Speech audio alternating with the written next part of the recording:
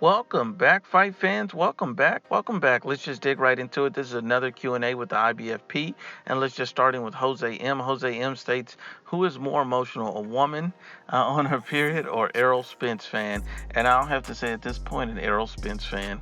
Augustine Rokes the S. Manny Pacquiao not fighting Spence is a duck move? Question mark.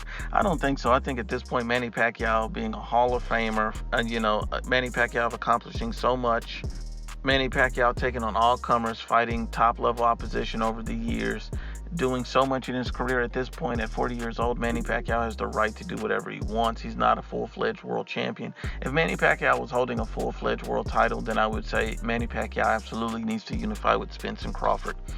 But he's not. And at the end of the day, being 40 years old, not holding a world title, and the fact that Manny Pacquiao is not actually actively calling out Errol Spence, not actively out, saying that he's the very best fighter out of everybody in the world. Manny Pacquiao is just looking for challenges, looking to, still want to compete at the highest level.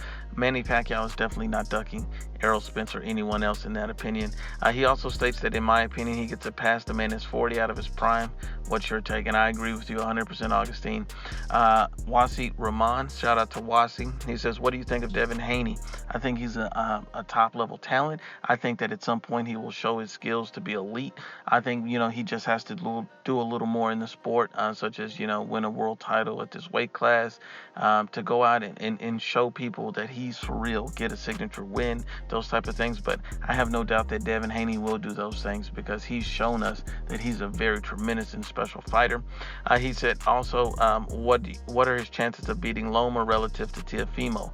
I think that his chances would be better at beating Loma than Teofimo. And the only reason I say that is because I see more dimensions in Devin Haney. I see more, different things that Devin Haney can do compared to Teofimo in the ring. I think Teofimo, has very good knockout power. He's a very strong fighter, and he has good boxing fundamentals. It's taking nothing away from Teofimo Lopez. But to beat a guy like Vasil Lomachenko at this point in his career where he's clicking on all cylinders, I think it's going to be very difficult for anyone to beat Loma. And I think Devin Haney, with his advanced skill set at this young of an age, I would still, say that's a very difficult fight for Devin Haney. But I think that with all of those skills that he possessed and being dubbed and called as the young mini Floyd Mayweather, I think that he would stand a much better chance because he's defensively responsible. He's offensively accurate. He is one of the best young talents there is. And I would favor him and his chances better than Teofimo's at a chance of beating Lomachenko. Great question, Wasi. Immortal Fox says, "If we see Canelo unify against Andrade, do we see him fight Triple G, then move up, or does he retain his throne?" So if we see Canelo unify against Andre, I think at some point he will fight Triple G again, just for the simple fact that the zone really, wants that fight. It would be a huge boost for subscribers. So I definitely see that happening at some point. I just don't see how that doesn't happen.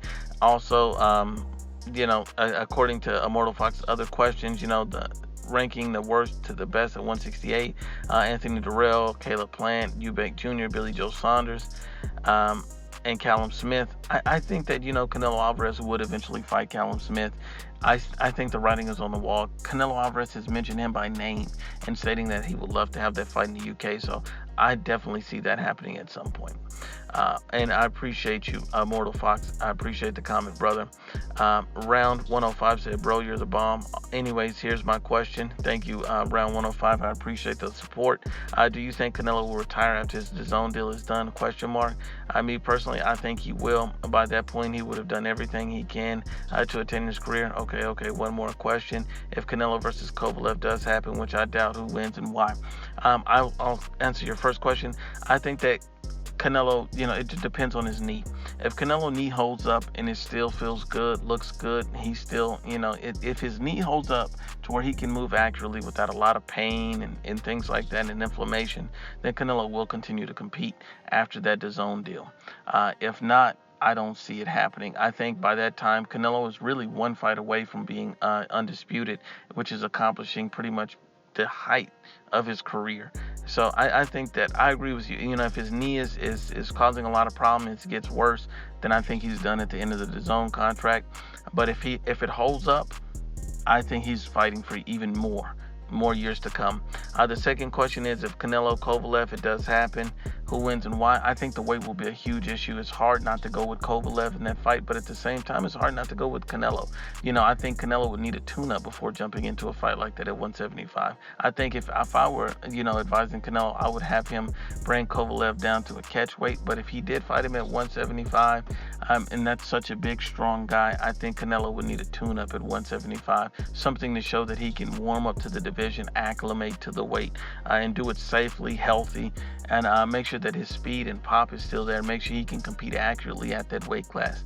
And if Canelo does do it and he does follow that procedure, I think Canelo Alvarez has a 50-50 shot at beating Kovalev, because pretty much everyone that knows that Kovalev's been stopped twice in his career, Kovalev is weak to the body, and I think that the fact that Canelo Alvarez is an elite level body puncher, he has a very good chance of beating Sergey Kovalev under those circumstances.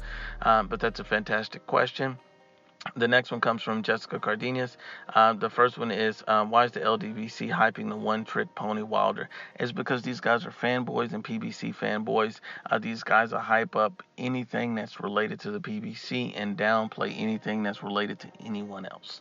And Jessica also states, and people in the States still don't know him. You're absolutely right. Deontay Wilder is starting to gain fame and notoriety here in the States, but he's still widely unknown compared to the other superstars. Let Wilder do pay-per-view without the Gypsy King and Joshua, and he flops with 300,000. 300,000 is he did 330 with Tyson Fury. So imagine if he didn't have Tyson Fury. That's why the Dominic Breazeale fight wasn't on pay-per-view. But that's a very good question, Jessica. I appreciate it. Tobe Emone says, is the PBC up for sale? That's what I'm hearing, but that's pure speculation at this point. I haven't seen anything concrete or factual. Original Flash 14 states, how do you think a fight between Wilder and Joshua would play out? Will it be the biggest fight? I think it'll be the biggest fight in heavyweight boxing, maybe boxing at this point today as well. That would be a huge, huge fight. I think the fight could play out in many different ways. You always give Wilder a chance because his right hand is vicious, and if it lands clean and flush, he can knock anyone out. But I would favor Anthony Joshua to get the victory because he also has that same power and pop. He also can put guys to sleep. But Anthony Joshua does more than Wilder. He's defensively responsible. He has great boxing fundamentals and IQ, and he continues to improve fight by fight. So obviously my favorite would have to be in that fight, Anthony Joshua.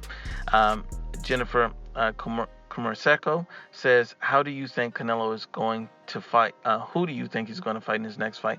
In my honest opinion, in Canelo Alvarez's next fight, I think he's going to fight a Demetrius Andrade. I think that makes the most sense to go undisputed. I would like to see that. I think that is the most obvious choice for Canelo Alvarez. Because once Canelo Alvarez is undisputed, pretty much that makes every fight that he fights at that point 10 times bigger than the one before. Great question. The next one comes from 2015. Since Tyson Fury wants to fight for the WBC regular as part of the Dillian White fight deal, and he wants to be next to fight Wilder and have a belt to show he's a champion, do you think boxing should make a physical belt for the lineal champion so boxers like Fury can truly be recognized at the public as a lineal champion heavyweight for more credibility? I think that's such a rare and unusual circumstance, and I think most fans and most people agree that they want to have less belts, not more. So I understand. I think that Fury should automatically already be the WBC heavyweight champion. And I think that most people view his last fight against Deontay Wilder as a robbery, so to speak.